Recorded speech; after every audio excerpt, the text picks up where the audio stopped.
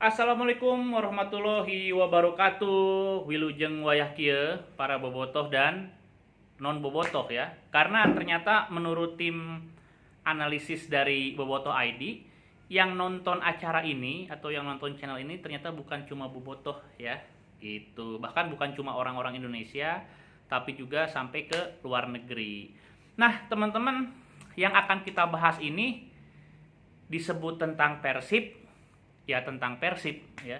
Tapi kalau kita ngomongin bola, ya enggak ternyata gitu ya. Yaitu kita akan ngomongin tentang e-sport ya, e-sport. Jadi gini nih, eh udah tahu ya kalau klub-klub sepak bola peserta Liga 1 ya, klub profesional berarti itu ternyata memiliki juga tim e-sport ya. Selain tentunya yang standar itu klub basket kayak Bali United gitu ya, itu pada punya tuh, jadi punya klub basket, klub bolanya jelas Bali United, dan juga tim e-sport. Nah, maksud saya kita akan ngomongin tim e-sport, tapi bukan berarti kita ini melupakan sepak bolanya ya. Artinya apa?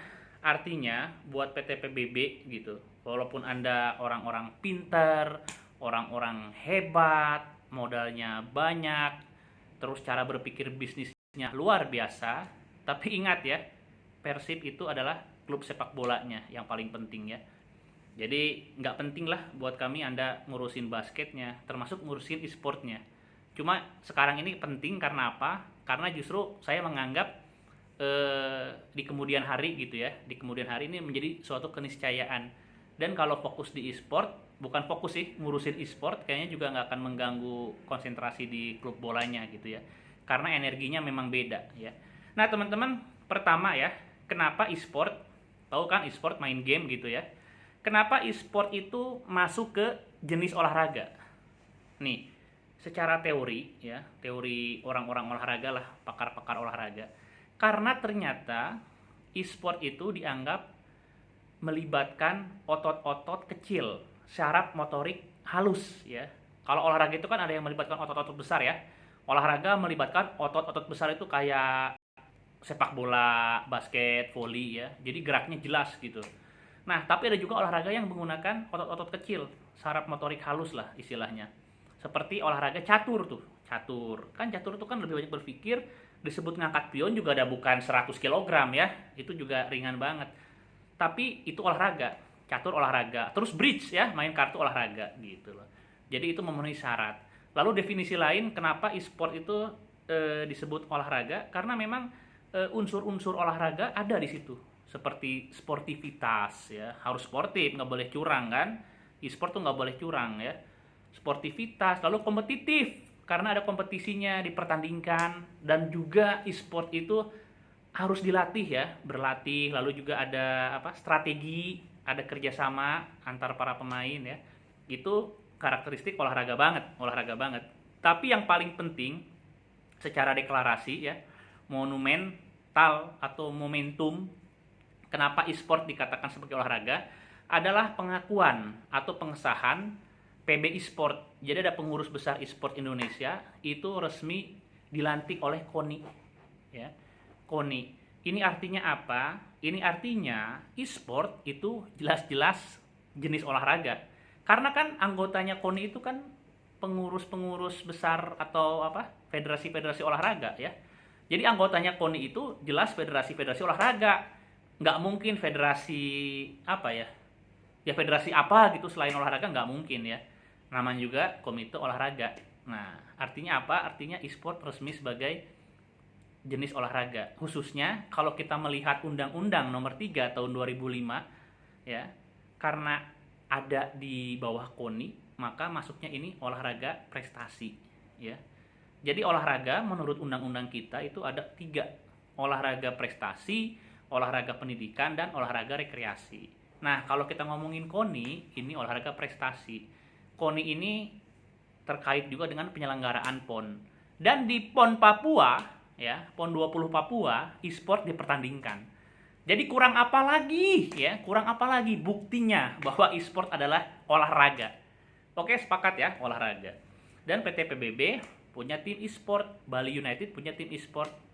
Bahkan Dewa United juga punya tim e-sport ya. Masuk akal kan? Suatu perusahaan corporate tentang olahraga ya, punya klub bola, punya klub basket, dia juga punya klub olahraga lain di segmen e-sport gitu loh. Nah tapi iya, tapi lagi-lagi nih ya, lagi-lagi harus eh, jangan tumpang tindih ya. Lalu jangan sampai energi buat sepak bolanya teralihkan ke e-sport ini. Saya sih lebih suka kalau orang-orang PT PBB ini membentuk PT baru ya buat e-sport, PT baru. Apakah mungkin sudah ya, saya nggak tahu. Sorry kalau salah ya. Tapi mungkin bisa jadi sudah ya. Dan ketentuan bahwa klub e-sport profesional harus berbentuk hukum PT, berbentuk badan hukum PT, ini udah tertuang ya di peraturan PB e-sport. Itu ada 46 pasal apa gitu. Itu menentukan bahwa klub e-sport profesional harus berbadan hukum PT. Kenapa harus berbadan hukum PT ya? Ini karena paling logis ya, paling logis. Jadi perputaran uang di e-sport itu banyak banget ya, sampai puluhan miliar dolar mungkin per tahun. Dan para pelaku e-sport itu bukan cuma para gamersnya, bukan cuma para pemain. Itu menyangkut penyelenggaraan event, terus sponsor-sponsor, terus para pembuat game, terus pembuat merchandise ya. Terus ada istilah cosplay ya. Kalau penggemar gamer itu kan ada cosplay, berarti kan ada Ada pernak-pernik gitu ya. Lalu juga ada fashion style. Ada juga yang suka berburu merchandise action figure gitu ya. Kalau di e-sport itu terkait ya. Dan itu banyak sekali penggemarnya. Banyak orang-orang yang rela mengeluarkan duit banyak untuk kegiatan seperti itu. Artinya apa? Artinya dunia e-sport lebih dari sekedar permainan. Berarti itu nanti akan ada kerjasama ya, kerjasama profesional, perjanjian, lalu kontrak-kontrak antar pemain, antar perusahaan, iklan, hak siar TV dan lain sebagainya. Makanya harus berbentuk PT. Karena PT ini adalah badan hukum ya, yang tujuannya adalah jelas, profit oriented, mencari laba, mencari keuntungan. Dan ketika suatu badan hukum berbentuk PT, itu otomatis nanti terkoneksi dengan yang namanya sistem perpajakan ya, bayar pajaknya jelas. Lalu juga sistem keimigrasian. Ya kan kalau klub e-sport profesional itu ditentukan dia harus punya pelatih ya. Ya siapa tahu ntar pelatihnya pelatih asing ya. Berarti masalah keimigrasian, ketenaga kerjaan juga ya, nanti akan lebih mudah gitu loh teman-teman ya. Jadi itu kalau misalkan saya cuma pingin ngasih gambaran bahwa e-sport ini akan terus berkembang ya. Bahkan di masa pandemi sekarang di mana orang-orang lebih suka diam di rumah, nggak bertemu, e-sport mah tetap bisa bertanding gitu ya. Jadi ini e-sport ini adalah peluang besar di masa yang akan datang. Penggemarnya banyak, perputaran uangnya besar, dan kalau misalkan disikapi dengan serius ya saya support banget ya. Peluang dan tantangan. Apa peluang dan tantangan? Yang pertama adalah regulasi ya. Jadi regulasi tentang e-sport ini multisektor ya. Tadi kita udah sepakat e-sport olahraga. Berarti pemerintah mungkin bikin regulasi mungkin di Kemenpora ya. Tapi regulasi Kemenpora ingat itu regulasi negara. Jadi gini nih, di suatu sistem olahraga profesional ya, itu ada dua sistem hukum yang paling penting.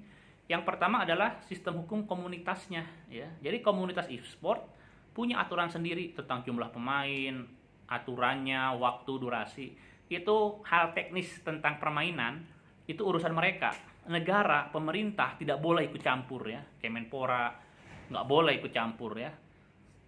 Ya itu pokoknya hukum komunitas. Lalu hukum-hukum negara tadi yang saya bilang tentang perpajakan, keimigrasian, ketenaga kerjaan, nah itu ada persinggungan dengan pemerintah. Dan bukan cuma masalah olahraga ya. Karena e-sport ini kan bicara tentang jaringan, ada kuota, ada hacker, peretasan. Artinya apa? Artinya Kemenkominfo itu juga nanti punya peranan penting.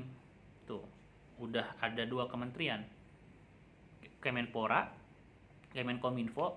Nah, plus ya, bisa jadi ini ada hubungannya dengan Kementerian Pariwisata. Karena apa? Karena beberapa waktu yang lalu di pembukaan bukan pembukaan PON tapi tentang eksebisi ya, pertandingan e-sport di PON, itu yang bicara bukan Menpora loh, tapi Menteri Pariwisata. Bapak Sandiaga Uno yang bicara ya. tentang proyeksi e-sport, dampak ekonomi dan lain sebagainya, itu justru yang memberi sambutan pejabat negara yang ngomong, yang bicara di pembukaan itu Sandiaga Uno, Menteri Pariwisata gitu. Ya pokoknya lintas sektoral gitu ya. Ya. Apalagi ya? Ya itu harus diurus dengan benar ya, regulasi, jenjang karir ya. Ini peluang jenjang karir. Jadi kalau di zaman saya dulu ya, waktu masih kecil, remaja, sekolah, kuliah, kalau ada orang suka main game, dianggapnya anak nggak bener, anak bodoh, masa depannya gimana gitu ya. Tapi zaman sekarang, kalau Anda jago main game, justru Anda punya peluang pekerjaan yang menjanjikan sebagai atlet e-sport ya. Kalau jago game sekarang malah bisa direkrut sama klub-klub e-sport, dibayar profesional, dapat pembagian hadiah, endorsement gitu ya. Anda malah bisa lebih sukses daripada teman-teman Anda yang rajin belajar secara akademis gitu ya. Regulasi, jenjang karir, kepastian hukum ya, itu harus. Kenapa regulasi itu penting di e-sport? Karena yang harus dilindungi ya, kepentingannya itu bukan cuma tapi juga ntar si pembuat konten gitu ya. Lalu juga orang yang buat game itu harus dilindungi. Mungkin dari konteks kekayaan intelektual ya, ada hak cipta di sana gitu. Lalu ada brand, merek-merek gitu ya. Itu juga harus dilindungi gitu loh. Oke teman-teman, jadi gitu ya. Kemarin itu banyak yang bertanya sama saya tentang klub-klub sepak bola yang punya e-sport. Saya pikir nggak masalah ya. Ya, jadi tergantung kepentingannya kan. Tapi kalau buat Persib jelas, Anda mau punya 10 jenis olahraga yang Anda tekuni gitu ya.